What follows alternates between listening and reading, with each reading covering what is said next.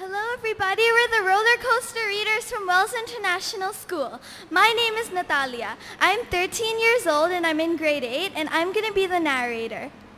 Hello, I'm Akhil Shani Shetty. I'm in grade 8. I'm 13 years old. I'm going to be the Gruffalo and all the animals in the story. Hi, I'm Bhagashri Velaytham. I'm 13 and I'm from grade 8. I will be the Gruffalo's child. Hello, I'm Sonia Chawla from grade 9. I'm 13 and I will be the narrator and the mouse. The Gruffalo's Child By Julia Donaldson and Axel Scheffler. The Gruffalo said that no Gruffalo should ever set foot in the deep, dark wood. Why not? Why not? Because if you do, the big bad mouse will be after you. I met him once, said the Gruffalo. I met him a long, long time ago. What does he look like? Tell us that. Is he terribly big and terribly bad? I can't quite remember. The Gruffalo said. Then he thought for a minute and scratched his head. The big bad mouse is terribly strong, and his scaly tail is terribly long. His eyes are like pools of terrible fire, and his terrible whiskers are tougher than wire. One snowy night when the Gruffalo snored, the Gruffalo's child was feeling bored. The Gruffalo's child was feeling brave, so she tiptoed out of the Gruffalo cave. The snow fell fast and the wind blew wild. Into the woods went the Gruffalo's child. Aha, oh-ho, a trail in the snow. Whose is this trail and where do they go? A tail poked out of a log pile house. Could this be the tail of the big bad mouse? Out slid the creature. His eyes were small and he didn't have whiskers. No, none at all. You're not the mouse. Not I, said the snake. He's down by the lake, eating Gruffalo cake. The snow fell fast and the wind blew wild. I'm not scared, said the Gruffalo's child.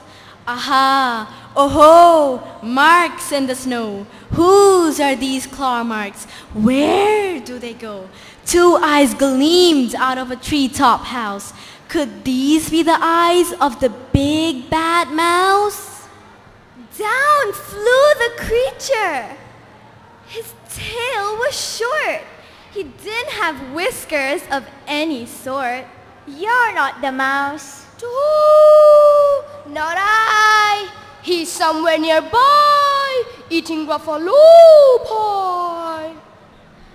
The snow fell fast and the wind blew wild.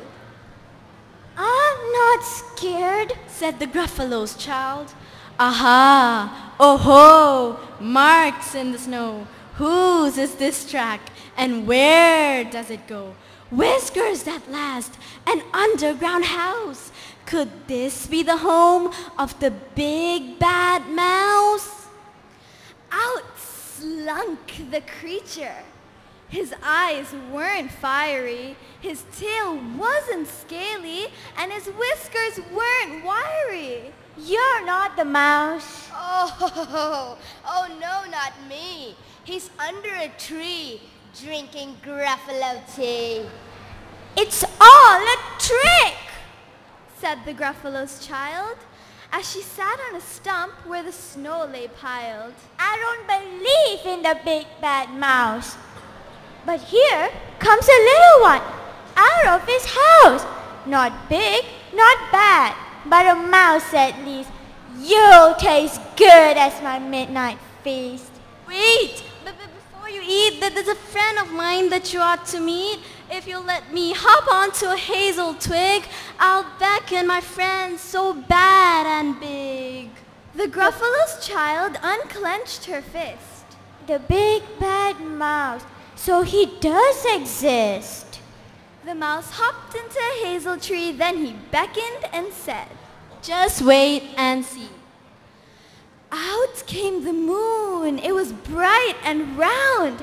A terrible shadow fell onto the ground. Who is this creature so big, bad, and strong?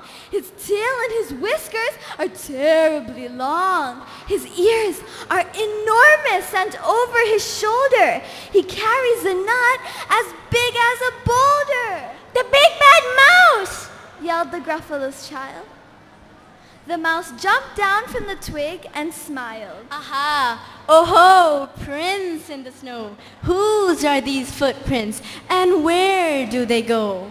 The footprints led to the Gruffalo's cave. Where the Gruffalo's child was a bit less brave. The Gruffalo's child was a bit less bored.